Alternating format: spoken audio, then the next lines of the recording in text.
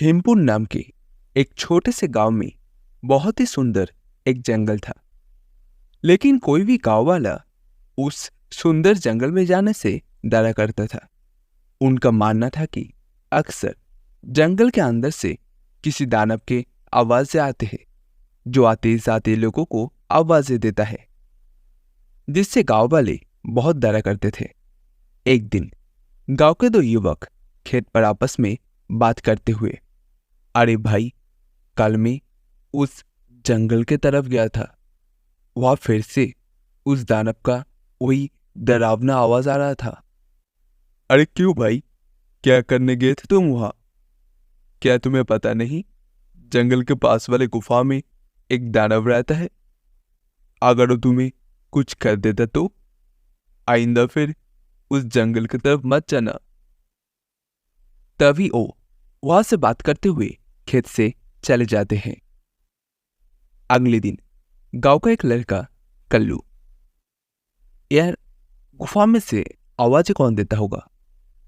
मुझे तो इसके पीछे जरूर कोई राज नजर आता है। कल्लू भैया, जो भी हो, लेकिन गलती से भी उस गुफा के अंदर मत जाना। लेकिन उस गुफा के अंदर की रहस्य तो मैं जानकर रहूंगा। सब गांव वाले डर के साए में आखिर कब तक रहेंगे? उसके बाद शाम हो गया। कल्लू और उसका दोस्त अपने अपने घर चले गए। अगले दिन सुबह सारे गांव में सन्नाटा था और कल्लू के घर के बाहर उसके लाश रखे हुए थे। सब रो रहे थे। शाम को बस ये बोल के घर से निकला था कि आज एक रहस्य से पर्दा उठाने जा रहा हूँ। एक कल्लू की बहादुरी उससे ले डूबी। हाय मेरे बच्चा, हो ना हो, ये उस गुफा वाले दानव ने ही किया है। हाँ, उसी गांव में रामू नाम का एक आदमी रहता था, जो एक व्यापारी था। उसके दो बेटे थे, दिनेश और सुरेश। बहुत दिन हो गए हैं, चल आज हम दोनों गांव के जंगल में चलते हैं।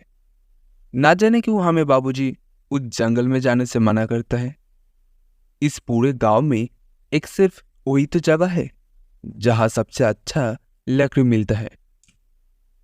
हाँ दिनेश, उस जंगल में सच में बहुत अच्छा लकड़ी मिलता है, लेकिन बाबूजी हमें जाने नहीं देते। बाबूजी कहते हैं गांव के जंगल के उस पार एक गुफा है जो बहुत ही खतरनाक है। हमारा जाना वहां सही नहीं होगा। लेकिन गांव के कल्लू भाई के मौत के बाद तो जंगल के उस गुफा और भी ज्यादा डरावने लगने लगा है। अरे सुरेश, ये सब झूठे बातें हैं। मुझे नहीं लगता वह ऐसा कुछ है। और वैसे भी गांव वाले ने उस दानव को देखा नहीं, बस उसका आवाज ही सुना है। अगर सच में वह कोई दानव होता तो क्या गांव वाले के सामने नहीं आता? हाँ, बोल तू सही रहा है दिनेश। मुझे भी लगता है कि वह कुछ नहीं है। ओह, चलो ठीक है, हम दोनों कल ही जंगल में जाएंगे।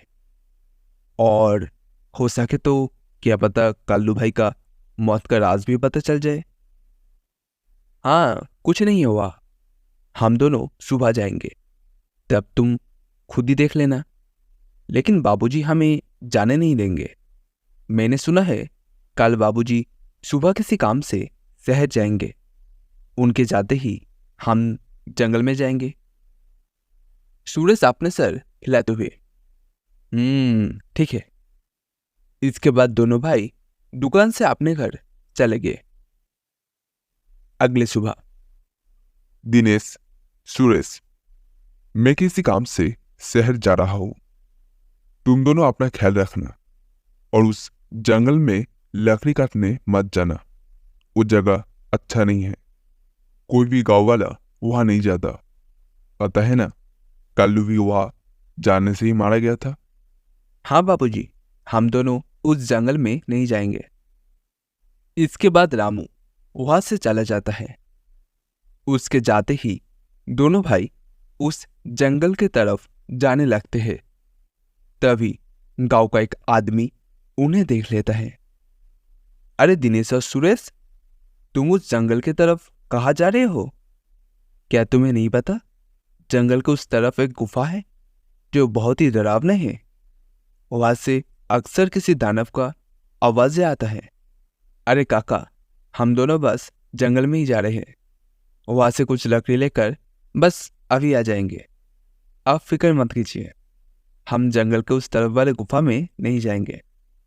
चलो ठीक है, लेकिन तुम दोनों शाम होने के पहले वापस आ जाना। अच्छा, अब मैं चलता हूँ। इसके बाद वो आदमी वहां से चला जाता है। थोड़ी दूर चलने पर दिनेश और सुरेश देखता है कि दो चोर आपस में बात कर रहे थे। भाई, हमें ठीक कर रहे हैं क्या? गांव वाले तो कहते हैं उस गुफा में एक दानव रहता है जो लोगों को आवाजें देता है। मुझे नहीं लगता है ऐसा कुछ है। वो गुफा गांव के सरपंच की है। मुझे तो लगता है उसमें बहुत सारा खजाना होगा। सब गांव वालों को डराने का बहाना है। चलो चलकर आज देख ही डालते हैं। इसके बाद वो दोनों चोर गुफा की ओर जाने लगते हैं। उन्हें गुफा की ओर जाता देख दिनेश और सुरेश भी उनके पीछे जाने लगता है कि तभी वो देखते हैं वो दोनों चोर गुफा के अंदर जाने ही वाले होते हैं कि वहां एक आदमी आता है जो देखने में काफी भयानक लगता है। वो आदमी उन दोनों चोरों से कहता है, कहाँ जा रहे हो तुम दोनों? तुम्हें पता नहीं इस गुफा में एक दानव रहता है, वो तुम्हें मार डालेगा। चले जाओ यहाँ से। क्या क्या दानव? कि तभी वो दानव का आवाज आता है, कौन है वहाँ? क्या कोई मुझे सुन पा रहा है? अंदर आओ, निकालो मुझे यहाँ से। दानव का ऐसा डरावनी आवाज़ें सुनकर वही दोनों डर जाते हैं। अरे भैया, इस गुफा के अंदर तो सच में कोई दानव है, भागो यहाँ से भागो। और दोनों वहां से भाग जाते हैं। मैंने तो पहले ही कहा था, यह आप दोबारा मत आना, वो तुम्हें जिंदा नहीं छोड़ेगा। ये सब दिनेश और सुरेश देख रहा था कि तभी वहां उनके सामने वो आदमी आ जाता है जो देखने में काफी डरावने होता है। कहाँ जा रहे हो तुम दोनों? दिनेश और सुरेश डरते हुए, हम तो बस ऐसे ही जंगल में घूमने आए थे काका, लेकिन आप यह क्या कर रहे हो? मैं तो यही रहता हूँ, यही जंगल मेरा घर है। तुम दोनों यहाँ से जल्दी ही चले जाओ, वरना वो दानव तुम्हें छोड़ेगा नहीं। जाओ यहाँ से। क्या सच में जंगल के उस वाले गुफा में कोई दानव है काका? हाँ, और वो बहुत खतरनाक है। तुम दोनों यहाँ से जल्दी ही चले जाओ। इसके बाद वो आदमी वहां से चला जाता है। मुझे बहुत डर लग रहा है दिनेश, और मैं इसके आगे नहीं जाऊंगा। मुझे लगता है वो आदमी सच बोल रहा है। वो दानव हमें मार डालेगा। मैं नहीं जाऊंगा उस गुफा में। ठीक है, तू मेरा यही इंतजार करना। मैं बस यही जानना चाहता हूँ वो आवाज दानव का है या नहीं, इसलिए मैं तो गुफा के अंदर जा रहा हूँ। तू मेरा यही इंतजार करना, कहीं मत जाना। मैं जल्दी ही आ जाऊंगा। इसके बाद दिनेश अकेले ही आगे चलने लगता है गुफा की ओर। दिनेश चलते चलते उस गुफा के पास पहुंच जाता है। तभी एक आवाज उसे सुनाई देता है जो काफी भयानक होता है। ऐसा लगता है कि किसी रोते हुए इंसान की आवाज हो। कोई है यहाँ? मुझे यहाँ से बाहर निकालो। मैं इस गुफा में बरसों से कैद हूँ। निकालो मुझे, निकालो यहाँ से। दिनेश बड़े ही हैरानी से वही खड़ा हो जाता है। कौन हो तुम और क्यों मुझे आवाज लगा रहे हो? क्या तुम वही दानव हो जिसके बारे में गांव वाले बात करते हैं? क्या सच में तुम यहाँ इस गुफा में हो? हाँ, मैं दानव हूँ। मैं कई सालों से इसी गुफा में कैद हूँ। मेरी सहायता करो। मेरा बात मानो बच्चे। मैं तुम्हें कोई नुकसान नहीं पहुंचाऊंगा। तुम मुझे इस गुफा से आजाद कर सकते हो। इसके बाद मैं यहाँ से हमेशा के लिए चला जाऊंगा। मेरा सहायता करो बच्चे, सहायता करो। क्या सच में हमेशा के लिए तुम यहाँ से चले जाओगे? मैं तुम्हारा सहायता जरूर करूंगा। मुझे क्या करना होगा दानव? बताओ मुझे, मैं अवश्य ही करूंगा। तभी गुफा के दरवाजे खोल जाता है और दिनेश उस गुफा के अंदर चला जाता है। जैसे ही वो अंदर जाता है, एक बहुत बड़ा परछाई उसे नजर आता है, जो देखने में बहुत ही डरावने होता है। आओ बच्चे, तुम्हारे दानव का इस गुफा में स्वागत है। मैं कई सालों से गुफा के बाहर आते जाते लोगों को आवाजें लगाता हूँ। सब गांव वाले डर कर भाग जाते हैं। कोई भी गांव वाला इस गुफा के अंदर आने का हिम्मत नहीं कर पाता। लेकिन तुम बहुत ही बहादुर हो, जो इस गुफा में अकेला ही आ गए हो। क्या तुम दानव हो? लेकिन तुम मुझे दिखाई क्यों नहीं दे रहे हो? क्या तुम किसी को दिखाई नहीं दे सकते हो? नहीं, मैं दानव नहीं हूँ। मैं उस दानव का परछाई हूँ। वो दानव तो इस गुफा के कैद खाने में बरसों से कैद है। मैं तो बस उसका परछाई हूँ। परछाई? तुम मुझे ये बताओ कि वो दानव इस गुफा में कैद क्यों है? क्या दानव का इस गुफा से रिहा होने का कोई मार्ग नहीं है? मार्ग है बच्चे, और तुम इस मार्ग तक पहुंच सकते हो। लेकिन इसके लिए तुम्हें इस गुफा के तहखाने में दानव के पास जाना होगा। वही दानव तुम्हें उसकी मुक्ति का राज बताएगा। जिसके बाद सुरेश हाथ में जलता हुआ एक आग के मसल लेकर उस गुफा के अंदर जाने लगता है। जैसे ही दिनेश तहखाने के अंदर आता है, हे दानव, मैं यह तुम्हारा मदद करने आया हूं। क्या तुम मुझे सुन सकते हो? उसे उस दानव का आवाज आता है। आओ बहादुर बच्चे, मैं तुम्हारा ही इंतजार कर रहा हूँ। मैं जानता हूँ कि तुम ही मुझे इस गुफा से मुक्ति दिला सकते हो। तुम्हारा इस गुफा में स्वागत है बच्चे। तुम बहुत ही बहादुर हो, जो इस गुफा में आए हो। मेरा नाम विक्रम है। मैं यहाँ कई सालों से कैद हूँ। मेरे सामने आओ विक्रम, मैं तुम्हें देखना चाहता हूं। कि तभी अचानक से वो दानव उसके सामने आता है, जो बहुत ही डरावना होता है।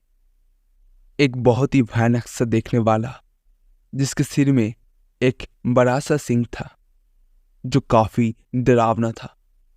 दिनेश दानव को सामने देखकर थोड़ा डर जाता है। देखो, तुम डरो मत बच्चे। मैं तुम्हें कुछ नहीं करूंगा। मैं जानता हूँ कि तुम मेरी मदद करने आए हो, लेकिन मेरी मदद करना इतना भी आसान नहीं है। तुम एक बार और सोच सकते हो। क्या तुम वाकई मेरा मदद करना चाहते हो? लेकिन मैं तुम्हारा मदद कैसे कर सकता हूँ? और तुम यहाँ कैद कैसे हुए? बताता हूँ। बहुत साल पहले इस गुफा में बहुत सारे खजाना था, और उस खजाने के बारे में एक भिखारी को पता चल गया। लेकिन उस खजाने में एक सांप था कि जो भी एक खजाना लेने का कोशिश करेगा, वो दानव में बदल जाएगा, और वो दानव इस गुफा में ही कैद हो जाएगा। जिसके बारे में वो भिखारी जानता था, इसलिए उसने एक चाल चला और मुझे खजाने के लालच दिखाकर इस गुफा में ले आया। और उस खजाने को छूते ही मैं एक दानव में बदल गया, और तब से इस गुफा में कैद हो गया। लेकिन उस खजाने का क्या हुआ? वो खजाना वो खजाना इस गुफा में ही है, मेरे पास। मैं उस खजाने को उस भिखारी को नहीं लेने दिया। लेकिन बाहर वो आदमी कौन था? वही तो है, वो भिखारी। लेकिन वो भिखारी यहाँ क्या कर रहा है? एक उस रात सिर्फ मुझे ही श्राप नहीं मिला था, उसे भी मिला था, और वो भी इस जंगल में ही कैद हो गया।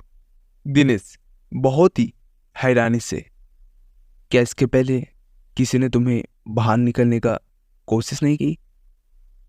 हाँ, इससे पहले गांव के एक लड़के ने मुझे बचाने की हिम्मत दिखाए थे, लेकिन उसे भी वो भिखारी मौत के घाट उतर दिया, और सारे गांव में ये बात फैल गया कि मैंने उसको मारा था। हाँ, वो लड़का हमारा गांव का कल्लू भैया थे। उसको उस भिखारी ने मारा था। मैं आपको यहाँ से आज़ाद जरूर करूंगा, लेकिन मैं आपको यहाँ से कैसे आज़ाद करूं? तुम्हें यहाँ से बाहर निकल के उस भिखारी की झोपड़ी में जाना होगा, और उसके झोपड़ी में से एक नीला रत्न लाना होगा। उसमें ही है मेरा आजादी का राज छुपा हुआ। मैं सिर्फ यही जानता हूँ, और ये याद रखना है, वो नीला रत्न सबसे अलग है, बहुत ही चमकता हुआ। ठीक है दानव, मतलब विक्रम जी, मैं तुम्हारे लिए वो चमकदार नीला रत्न जरूर लेके आऊंगा। मैं तुम्हारा इंतजार करूंगा, बहादुर बच्चे। इसके बाद दिनेश वहां से जंगल में चला जाता है और उस आदमी के झोपड़ी की ओर बढ़ने लगता है। दिनेश देखता है कि उस आदमी की झोपड़ी में कोई नहीं था। दिनेश इधर उधर देखता है और उस झोपड़ी के अंदर चला जाता है। दिनेश अंदर जाकर देखता है कि बहुत सारे रत्न उस झोपड़ी में रखे हुए थे। अरे, ये तो कितने सारे रत्न हैं, लेकिन इस सब में कोई भी रत्न तो चमक नहीं रहा है। तभी अचानक दिनेश देखता है कि वो आदमी अपने झोपड़ी की तरफ आ रहा है। ये देखते ही दिनेश छुप जाता है। वो आदमी अपने झोपड़ी में आता है और अपने पोटली से एक रत्न बाहर निकल के एक टेबल पर रख देता है और पास ही पड़ी चारपाई पर सो जाता है। दिनेश देखता है कि जो रत्न वो आदमी टेबल पे रखा था, वो रत्न बहुत ही चमकदार था। लगता है यही वो चमकता हुआ रत्न है जिसके बारे में वो दानव बात कर रहा था। दिनेश वो रत्न टेबल से लेकर भागने ही वाले थे कि वो आदमी, रुको लड़के, तुम मेरा जादुई रत्न लेकर कहाँ जा रहे हो? मुझे मेरा रत्न वापस करो, वरना मैं तुम्हें यहाँ से नहीं जाने दूंगा। दिनेश ये सुनकर डर जाता है। मुझे ये रत्न ले जाने दो काका। मैं इस रत्न को उस दानव को देकर उसे उस गुफा से आजाद करना चाहता हूँ, ताकि सारे गांव वाले बिना डरे यहाँ आ सके। मुझे इस रत्न को लेकर जाने दो काका। क्या कहा? क्या कहा लड़के? तुम मेरे कई सालों की मेहनत पर पानी फेरना चाहते हो? ये सुनकर दिनेश वहां से उस रत्न को लेकर भागने लगता है और वो आदमी भी उसके पीछे ही भागने लगता है। दिनेश भागते भागते उस गुफा में पहुंच जाता है। जैसे ही वो उस गुफा में पहुंचता है, वो जादुई रत्न उसके हाथ से नीचे गिर जाता है, जिससे गिरते ही वो रत्न एक जादुई पक्षी में बदल जाता है। दिनेश ये देखकर हैरान हो जाता है। तभी वो आदमी वहां आ जाता है। ये तुमने क्या किया लड़के? इस जादुई रत्न को मिट्टी में गिरा दिया, और अब ये जादुई पक्षी तुम्हें उस दानव के आजादी का सबसे आखिरी मार्ग बताएगा। नहीं, मैं ऐसा नहीं होने दूंगा। मैं तुम्हें मार डालूंगा। वो आदमी दिनेश को जैसे ही अपने हाथों से मारने आगे बढ़ता है। वो आदमी अचानक से आग में जलने लगता है, जिसे देख दिनेश हैरान हो जाता है। तभी एक आवाज गूंजता है गुफा के अंदर। डरो मत बहादुर बच्चे, इस लालची भिखारी को उसके किए का सजा मिल चुका है। अब तुम्हें अपनी मंजिल का आखिरी पड़ाव पार करना है, जिसमें एक जादुई पक्षी तुम्हारा मदद करेगा। तभी अचानक से वो जादुई पक्षी उड़ने लगता है और गुफा में उसी तरफ भागने लगता है जहां वो दानव कैद था। दिनेश भी उसके पीछे पीछे चलने लगता है। वो जादुई पक्षी एक दरवाजे के पास जाकर बैठता है, जो काफी चमक रहा था। तभी वो जादुई पक्षी, सुनो बहादुर लड़का, तुम्हें इस चमकते दरवाजे को खोलना होगा, जिसकी चाबी तुम्हें ढूंढना होगा। मैं तुम्हें 2 रास्ते बताऊंगा, लेकिन 2 रास्तों में से तुम्हें कोई एक रास्ता चुनना होगा। पहला रास्ता एक गुलाब के फूल की तरफ जाता है, जो जंगल के उस पार है, और दूसरा रास्ता एक अंधेरे की तरफ जाता है, जो उसी गुफा में वो तहखाने की तरफ जाता है जहाँ वो दानव कैद है। जाओ और अपना रास्ता चुन लो। दिनेश काफी सोचने के बाद मैं गुफा वाला रास्ता ही चुनता हूं, जो अंधेरे की तरफ जाता है। जिसके बाद दिनेश गुफा की ओर चलने लगता है कि तभी दिनेश को एक सिक्का दिखाई देता है। अरे, ये इतना चमकता सिक्का यह कैसे आया? और ये सिक्का इतना चमक क्यों रहा है? दिनेश जैसे ही वो सिक्का हाथ में उठाता है, पूरे गुफा में रोशनी हो जाता है। अरे, ये तो पूरे गुफा में रोशनी हो गया। तभी वो सिक्का अचानक उड़ने लगा। अरे, ये सिक्का ऐसे उड़ कैसे रहा है? दिनेश उस सिक्के के पीछे पीछे चलने लगता है। थोड़े दूर चलने पर दिनेश देखता है कि 4 चाबियां अलग अलग रंग का था, जो हवा में उड़ रहा था। ये तो शायद वही चाबियां है जिसके बारे में वो तोता बता रहा था। लेकिन अब इसमें से सही चाबी कौन सा होगा, ये कैसे पता करूं? तभी गुफा में एक आवाज गूंजा।